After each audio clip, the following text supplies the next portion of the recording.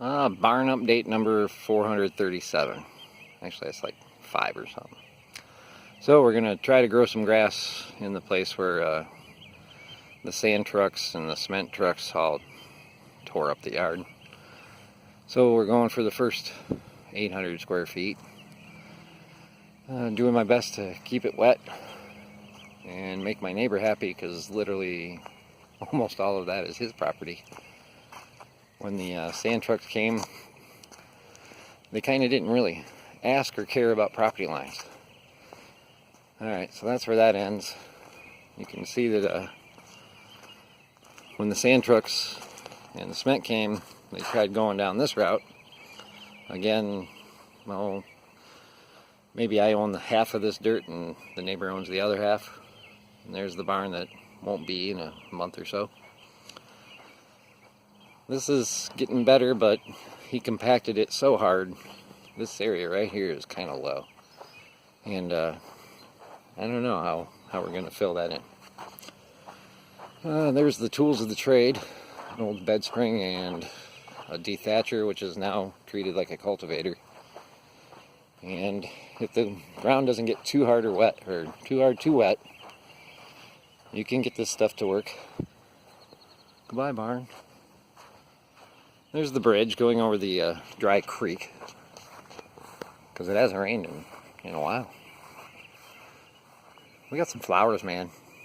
And you know what? Those aren't tunias or petunias. They are supertunias. Yeah. That's how I roll. We're beginning to collect some rocks. You know, out here there's rocks. You can find them. Then I want to tell you what I'm really excited about. Well, we have to go behind the barn. Ooh, I just saw a rock.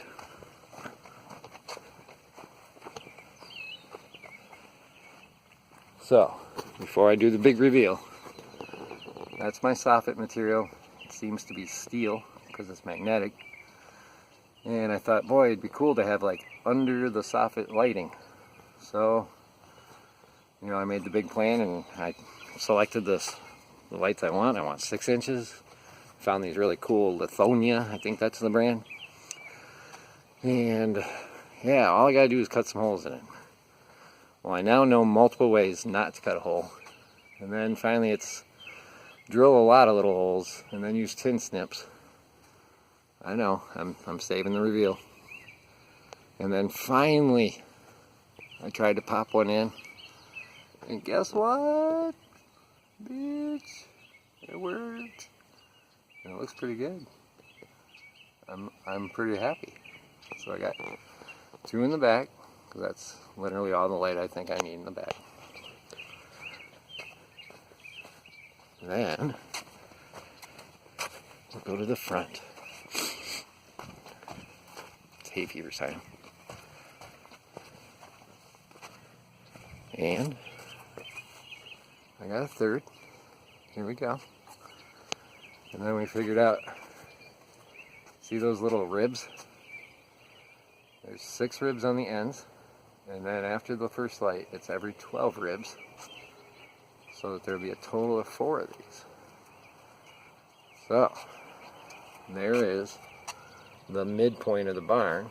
If you go 6 to the right, and then another 12 to the right, that explains those 2. Well, I only got 1 in, but another one will go in. Where'd that number go? See? Pencil. Plus 6. That's 6 to the right of center. That'll go there. 6 to the left of center. Where are you? There you are. My secret pencil marks. That'll go up there. And then finally, now this one's kind of weird. 12 to the left. Ends up perfectly centered over that window. I don't know if that's good or not. But it is what it is. That's how the math works. And we got our ground rod. There's the PVC coming out. There's one rod. It's the one on the left right there. And then there's another rod way down there. So that's the big to-do in the last, well, this week. Today's Wednesday, so I guess that's Monday, Tuesday, Wednesday. That is it. That's a 5-minute update. That's pretty lengthy for me. Oh, let me tell you about, there's a bunny rabbit. She made a hole in that mound, and she had some babies. I believe there she is. I don't think you can see her, but she's to the right of that pear tree. And she keeps her eye on that hole. Which now means we don't get to fix the backyard until the bunny babies have decided they can move. Ay, ay, ay. Ay, ay, ay. That sounds like a month. But that is how that rolled. So, we got Bunny Baby Hill for Miss Bunny up there. We do have the beginning of some outside soffit lights. That's kind of neat. And then I'll run some wire to them, and that'll probably be this week. Okay, adios.